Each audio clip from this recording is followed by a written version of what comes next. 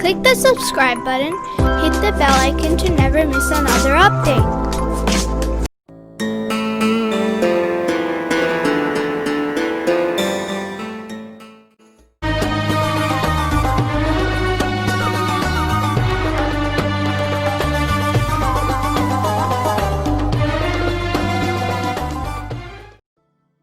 Cure by insect.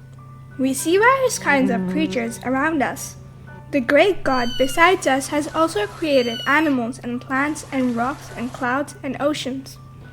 Some, when they see an insect or a desert plant, might be led into thinking that this insect or plant has no advantage and has been created without a reason, while this thought is not correct. The all-knowing wise God has not created any organism without a reason.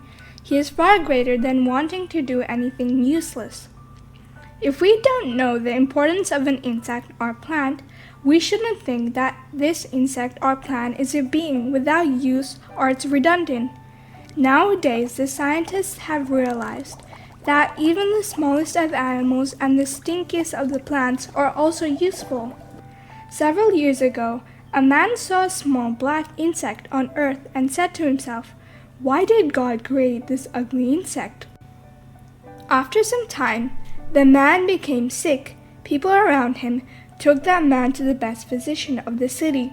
The disease of this man was very severe and painful. Because of the disease, his skin developed so many wounds that nobody dared to go near him. The physician examined that sick man, smiled, and said, "Don't worry, I will cure your disease very soon." Then he went and from the courtyard of his house brought something and came back to the patient. The sick man looked at the hand of the physician.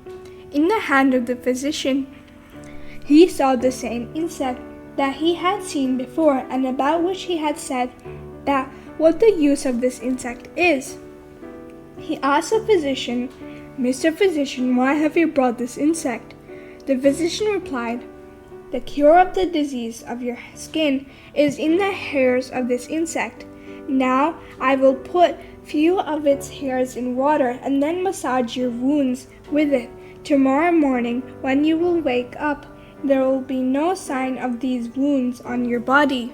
The physician completed his treatment, and he had promised the patient by the next morning the disease of that sick man was cured. That man too understood that God is an all-wise and all-knowledgeable creator and doesn't do anything useless. He knows very well that all of his creatures have some advantage and all of them must exist in this world.